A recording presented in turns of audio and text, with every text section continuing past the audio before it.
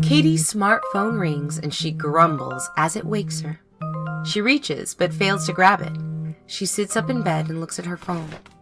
Emil's name is on the screen. She has not spoken to her foster brother in years. After the story of the man in the red shoes, Emil had stopped talking to her altogether. She could not figure out why he would be calling her after avoiding her for so long. She goes to answer the phone call right as it stops ringing. She attempts to call him back, but only reaches his voicemail. Hello, you've reached Emil Gonet. I'm not in right now, but you can leave your name, number, and a brief message, and I will get back to you. She hangs up the phone and tries again. She waits after each ring and begins to worry. Same voicemail. Same energetic stranger. Beep. Emil, it's Katie. It's been a while. I think you might have called me on accident? I got a call from you around 3 a.m. Anyways, I hope you're doing okay. I miss you. She hangs up and lays back down. Katie is restless after Emil's call. It brings back feelings of rejection and abandonment. He had cut her off like this before. As a child, Katie used to suffer from night terrors. At one point, they became so severe that Emil would not approach her for weeks out of fear. He seemed to drop off when things became uncomfortable for him. It was his usual pattern. She exhales and rolls onto her side. She waits for sleep in the darkness. Months later, Katie is getting ready for a meeting with a publisher. With precision, she applies her oxblood lipstick. She was holding on to no illusions about how this meeting would go. She knows the city could make you a star overnight, or it could eat you alive.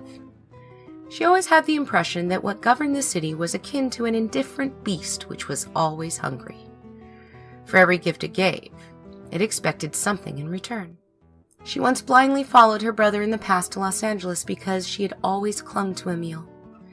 He made her feel safe, and like she was not alone in a world that felt so very strange to her. So when Emil stopped talking to her, changed his number, and locked her out completely, she just accepted that it was because she had very little to offer him. Their entire lives, she had been holding him back because he was always looking out for her. He knew he had a greater destiny, and she herself had no sense of her own. Nope, Katie learned early on to look past the false promises this city made.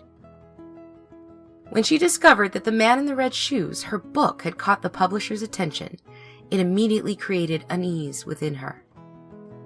It was a story she had written based off an event Emil had told her about. It became the marker for Emil's abandonment. It was a story about a party that had gone terribly wrong.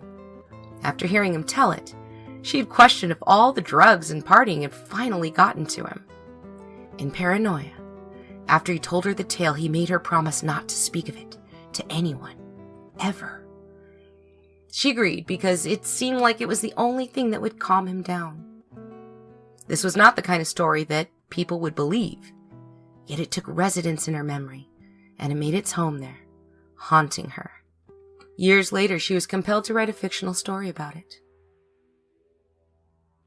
The party was exclusive and had been thrown by a very selective crowd. Normally, it would be difficult to get into a party like this, but Emil, Asher, and Nadia were no ordinary people. They all had qualities that set them apart from the crowd, as if they had been blessed by some divine power and were granted all the gifts that most of us had been shortchanged. This created a great deal of jealousy in people towards Emil. People loved to dislike and even hate him. However, Katie herself loved to be around Emil. She loved to bask in the warmth he gave. There was something about his presence that made her feel safe. It also gave her hope, but hope for what she could never figure out. Emil could grasp at anything he set his mind and heart to, only this time it did not serve her brother well. The Man in the Red Shoes. Emil, follow me. Asher whispered as he quickly walked past. Emil made it a point to not look at Asher as he walked into the men's restroom. Earlier in the night, Asher, Nadia, and Emil were doing blow in a bathroom stall. Emil was assuming that Asher could not handle his shit. Asher had been in the scene longer than Emil, but it was Nadia who was the one who really got them into this party. Nadia turned heads everywhere she went. They both knew it was only a matter of time before she would make it. Asher went into a stall and Emil followed. Emil closed the latch behind him. That is when he noticed that Asher was trembling.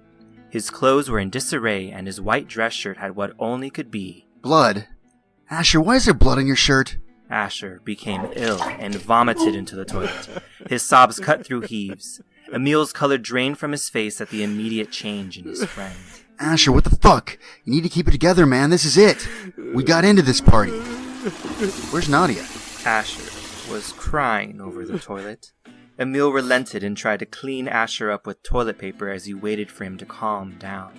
The bathroom door opened and Asher looked up in terror. Someone immediately tried to open the locked door. When the stranger's first attempt failed, they tried again. Emil looked at his friend and held his hand up to signal for Asher to calm down. Hey, buddy, I'm trying to take a shit here. Do you mind? Have some fucking patience. Last time I checked, there were 4 other stalls open, for fuck's sake. The man stopped fiddling with the door. Emil listened as the man checked every stall before exiting the bathroom. What the fuck is going on? Asher's eyes started wildly from side to side. They took Nadia and I to the rooftop. Fuck. Asher choked back to sob. Emil put a comforting hand on his shoulder. There were candles everywhere. Symbols drawn onto the ground. An altar. But something was burning under it. I think it was human. I never got close enough to tell, but I'm almost positive.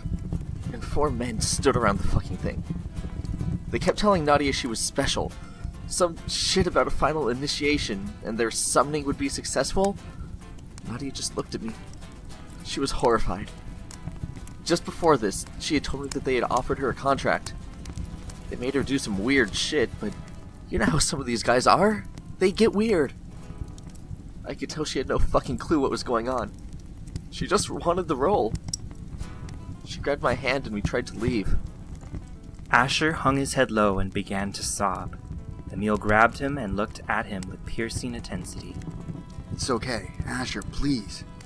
Just tell me what happened. They grabbed Nadia and dragged her to the fucking altar. They punched me in the gut when I tried to stop them. They restrained me by forcing my head to the ground. They gagged Nadia to muffle her shouting. It got cold. I could hear my heart pounding. Suddenly, something else was there with us. Terrified, Nadia started to resist more violently. Her muffled screaming became hysterical, and then the sounds began. Thickening sounds, tearing and crunching. Nadia's screams became unbearable every time I heard that awful fucking sound. They killed her, Emil. In the worst fucking way a person could die. When it was done, they approached me. Gravel crunched, just like Nadia's bones. I was pinned, and all I could make out were his shoes. Red shoes. The man fell onto all 4s like a fucking animal, and started to smell me. That made me the most afraid. It spoke to me, and the sound of it made me sick. It said, "Where there is one, the others are sure to be. Not this one, but I smell another." It told them to release me and watch. After that, it quickly lost interest in me and left. The men picked me up. I looked to where Nadia was as they took me away. All that was left were broken bones and mangled flesh. It made me so angry. I hit one of the men and broke his nose. His blood got all over my shirt. He punched me hard in the gut and dragged me down the stairs. They said if I told anyone about what happened, they would kill me. Then they pushed me out the door and slammed it shut behind me. Emil, we need to get the hell out of here. It was smelling me. Like it was looking for something. Emil, what if it was looking for you? Me? Asher, have you lost your fucking mind? Do you even know how crazy this shit sounds? I know how it sounds, but you know me. Why would I make this up? promise me you didn't hurt Nadia. I promise you I would never hurt Nadia. We need to get out of here. Emil took Asher's arm and led his shocked friend out of the stall. When they exited the restroom, they saw that all the guests were panicked. A woman grabbed onto her husband. They say she just jumped out the window. That she was high on drugs. With alarm, Asher looked at Emil. No. Emil, you know that's not true. Emil pulled his friend closer. There's one thing I know. It's I can smell bullshit miles away. I know you're not lying to me. We need to get the fuck out of here. Curve up your shirt. We need to get to an exit while everyone's distracted. As they moved through the crowd, Asher noticed several pairs of red shoes, and he became panicked. Emil turned around to see why Asher slowed down. Asher, what the fuck? Red shoes. Most of these people are wearing red shoes. Emil saw them. He rushed Asher to the elevator. They were able to squeeze in amongst the panicked guests. However, before the door closed, an older man entered. His back was turned to them. Emil took notice of his gray hair, black suit, and black-rimmed glasses. With a shaky hand, Asher pointed to his shoes. The man wore red, leather shoes. Emil could see that everyone save for this man was distressed. The man was unnaturally composed. They reached the main floor, and Emil was relieved to see that the strange man was leaving. As the man exited, he stepped outside the elevator, but he stood there very still and didn't move any further. His back was still turned toward them. Finally, the elevator door closed, and Emil realized he had been holding his breath the entire time. He looked at Asher. Asher had wet himself. They rushed to the car. Emil slammed the driver's door and in panic looked around. Asher wrapped his head in his arms and cried wholeheartedly. Emil waited for him to calm down a bit and then drove to leave the garage. He paid the woman at the window who kept a keen eye on Asher. You must have heard about the woman who jumped out the window. Take a left if you can. The other side of the street is completely blocked off. Emil nodded at the woman as she handed him a receipt. Thanks. Emil dropped Asher off at his house. Asher was still a mess. Are you gonna be okay? Asher looked at Emil as if he was nuts. No. Asher, I do want to talk about this, but I have to get sober and rest. This was a fucked up night. Let's talk about it tomorrow when we're both sober, okay? Asher nodded in defeat. Emil watched in his rear view as he slowly drove off. He could see Asher walking with his shoulders slumped towards his house. When Asher reached his doorway, he found a pair of red shoes placed upon the step. Shortly thereafter, he disappeared. You're listening to Scintillating Stories featuring Mother Death Part 1, written by Stephanie Alia, adapted for Radioplay by Ghislaine, featuring the voices of Ghislaine, Ryan of Intervision, Dolce, Gabriel Huerta, and Stephen Farbman. Edited by Producer Ryan, produced by Intervision Entertainment and What Happens After 2 a.m., with music provided by Nightbloom Music and World Wide Spies. Check out Nightbloom Music on YouTube, Facebook, Instagram, and on www.nightbloommusic.com. Artwork for the Scintillating Stories logo created by Lindsay Payton. Take a look at her other projects. She's amazing. Catch more shenanigans from Intervision Entertainment on Spotify, iTunes, Podbean, and YouTube, and of course on our website, intervisionentertainment.com, where you can also buy tickets to catch Scintillating Stories live in San Diego. Oh, and please find us on all the social media apps you use. We're there, and we're looking for you. Finally, help keep the vision alive and consider donating as low as $1 a month to Intervision Entertainment on patreon.com.